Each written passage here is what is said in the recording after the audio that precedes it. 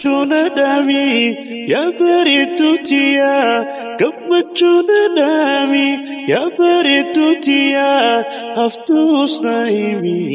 Ante girgiddeenu laa turteen wanti akka fideltu kan mudate. Wanti yeroo san akka malatti aartee jirti. Bilee sirratti. Eega isin sibil bilte maaltu jalaa kaasuu nuusi kee bakka yoo sibil biltee rakkitee bilookii godhu waan sini jiru. Bilookiin goone garuu arraba sin arrabsine bilooki sin goone. Ani maal lamaan jidduu deemu waa gubachuu ka'e malee wanti nama dhaabu. Tokko bishaan ta'e tokko bitte ta'e. Maal yaa roobatti maal ayaantu? Meeshaa sitti na yaantu roobna si narraa roobaa. Ayyoo maal ta'e? Maal makkoon?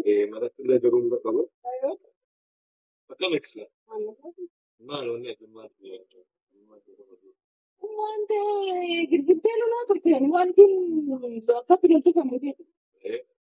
Wanti yeroo san akka malatti aartee jirti.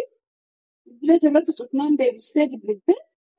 Achiin maal taateenaan akka biraa lolaa ergi maallaqa lolaa bitti dhiistee mucaa maal goote ani wantiin waliin dhiqu. Alaabaa kan ta'e. Ogummaa ishee dhagaa gootee. Naannoo sa'a meeqa akka ta'e beeku. Naannoo hojiirra bahu galgala naannoo galgala wayii.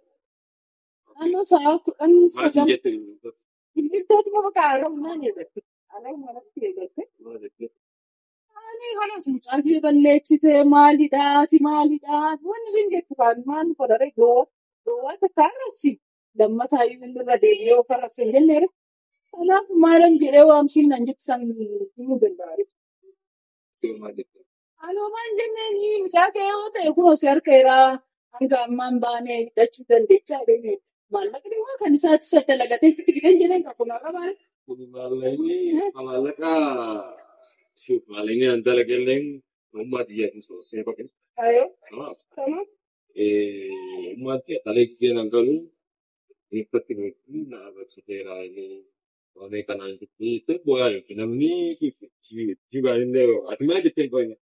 Ani mucaa kee yoo ta'e waggaa 18 guute isa adabachuu dandeesse malee anatti jechi tokko kennuu hin dandeessu jedheen fakkumaa qaba akkasii jedheen. Kanaaf waan biraan jenneen akkamitti na rakkata. Maate maal duruu manatti iyyuu dhuftee nu lolti yoo manti qabeedha. Nagaa xumuu beekaa odin ta'in ani tuqne faayi. Ani aartee harkishiin gar malee waan ittiin aarsite si beeka walii galii kaatu. Ummati amansiisii sin jedhe ati yeroo baay'ee sin jettee loliinii sin dhibuu ati maalidhaa hin jedhiini sin jechaa ture. Maal ta'e amma ishiin natti gorsite naannoo akkam wayyaree. Akkama gidduu kanatti aariidhaan waa jettee achi jettee aariidhaan waa jechuu odin ta'e ummati kana amansiisuu wantoota jechoota garaagaraa jechoota gaggaarii itti deebisu. Malee amma ishiin aarii keetiin natti gadi baatu waan ati mana keessatti raawwachaa. Ikoi tokkoffaa duraa deebisii maa deebiftaa? Deebii maa deebiftaa? Maaltu deebisii jettu? Lammaffaa kanaaf waan feetis hin jettullee ummaan xiyya ati isin waa jechuun qabdu. Harka keessa waan feetis maaliif isin kun ummaa xiyya? Sadaffaa eega isin sibil bilte maaltu jalaa kaasuu nuusi kee bakka yoo sibil biltee rakkitee bilookii godhu waan sini jiru. Bilookiin goone garuu arraba sin arrabsine bilooki sin goone. Ani maalan beeku walitti hin teessi kaawwan aanan. Wanni walitti sin teessullee hin jiru jii. Ayyoo. Amma booda ummaatti yaa waa jettee ni beeke waan hin fakkaanne anallee waan isaan narraa kan qabbaas maaliif isin waan fedhallee ta'u ati ummaatti yaa nuti hin ummaatti yaa waan fedhe yoo si jettas jetti yoo si jette. Waan fedhe jettu ana sirraa roota. Amma ummaan ta'e manaa rakkoon jeebiin alatti siyaamee. Ani waan namni siin jedhu aariidhaan akka malee taasaatti bakka. Dammoo wanti kun immoo jalaan kaasii kan jettu maalin yookiin sitti bilbila ishiitiin na deddeebisiinaa bilbilee laata jedhee kinan bilbila ishii fuutee baatee laata jedhee kina haasa'e bilbila kana haasofsiisa. malee ani biloogii gochuun salphaadha.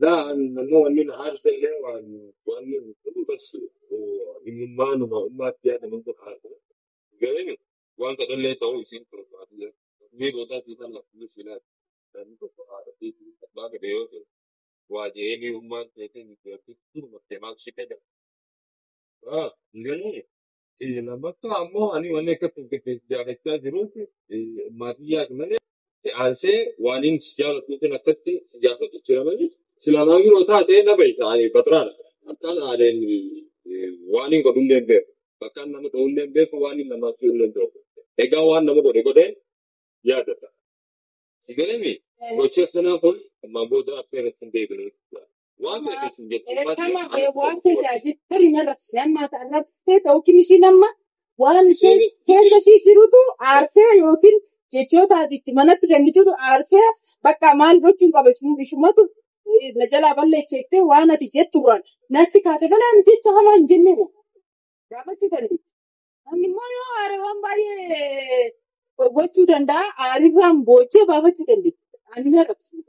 dhugaadhaa isinlee fakkaachuu mala akkasatti walumaafu foona isii jalatti.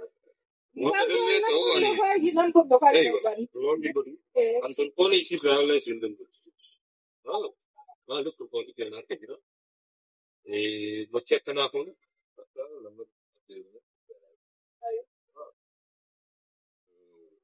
gowwaa dhahanii fi tarii